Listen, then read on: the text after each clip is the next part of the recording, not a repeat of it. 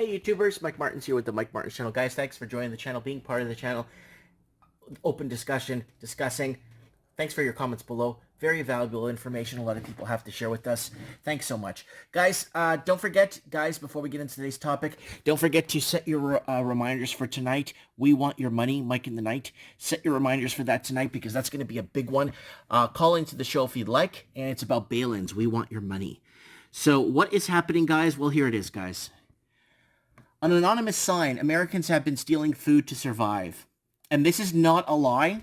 I received an email about 3 weeks ago of an employee that works at one of those jumbo Walmarts, and he's been basically peddling food here and there just to eat, to survive, not to starve.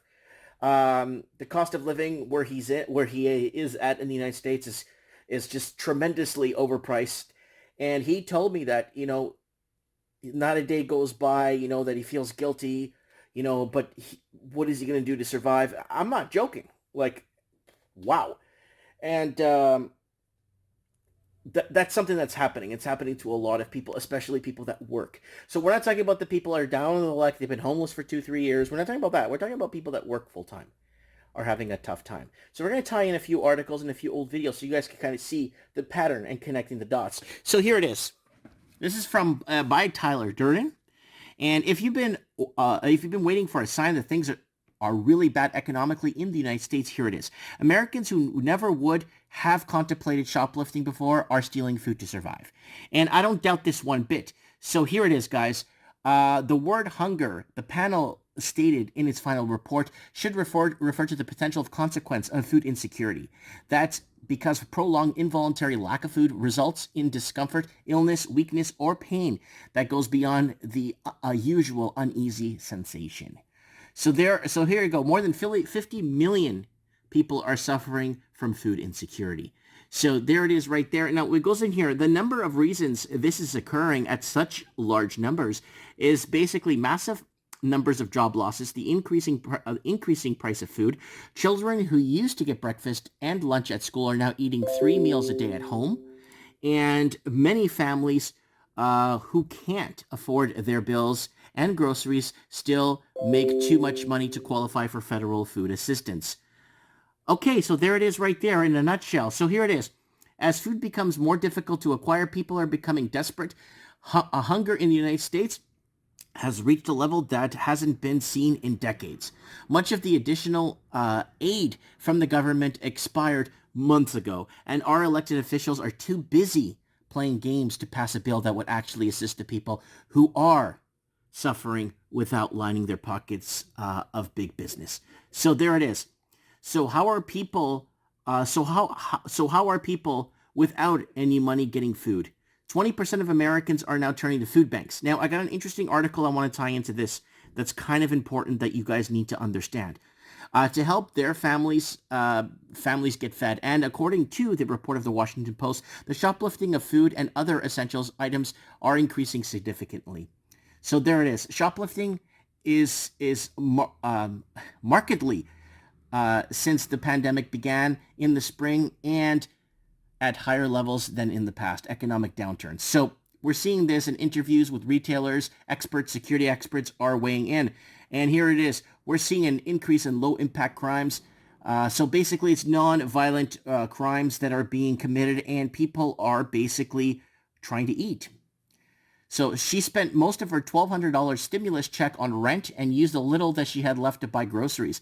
Everything else, vitamins, moisturizer, body wash, she said she shoplifted from Whole Food Markets a few miles from her apartment in Chicago.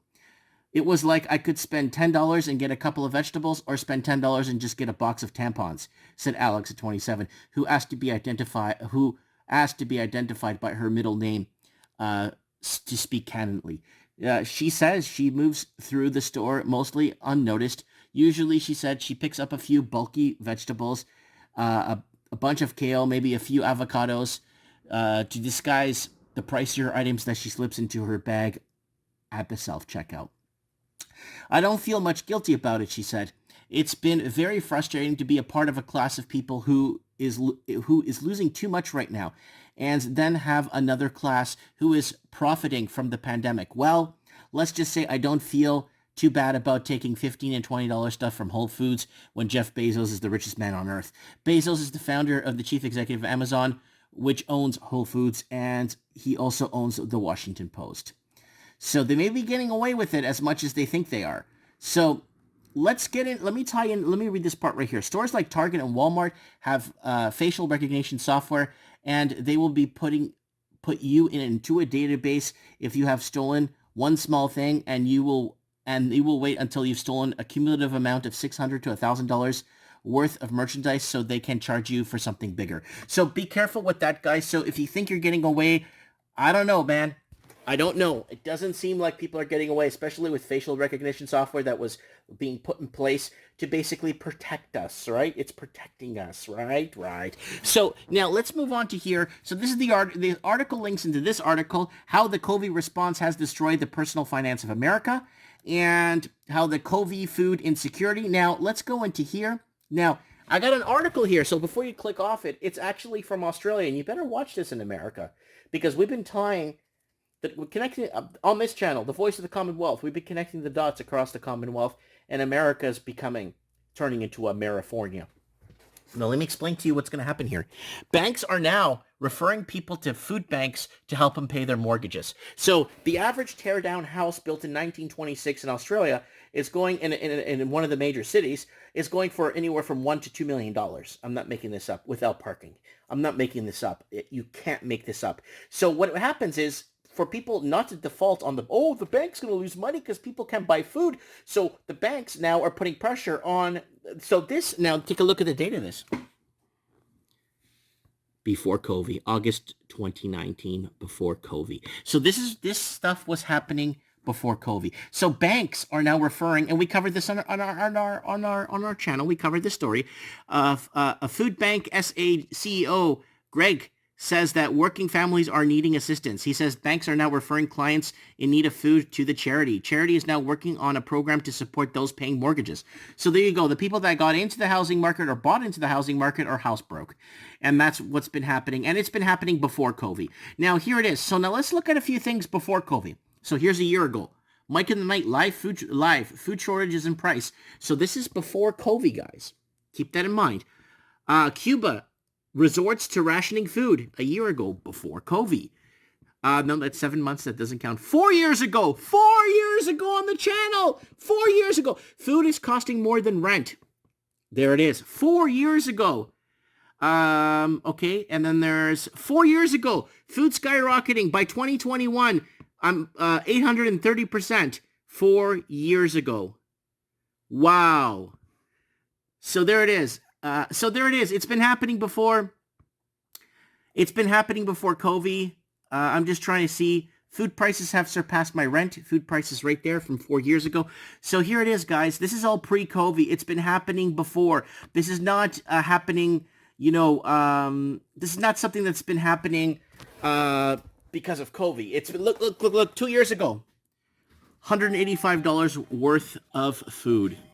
All right, guys, don't forget to hit the subscribe button, be part of the channel. Let us know what's happening. Have you noticed a food shortage before COVID, and is this manufactured? What is happening? Because going off the channel here, we're seeing a lot of food problems way before last year, and housing affordability is a major issue towards that. Do you pay the rent, keep the heat on, or do you buy food? That's the question. Let me know what you guys think in the comments below. Thanks for watching, subscribing, and don't forget to set your reminders for tonight's show.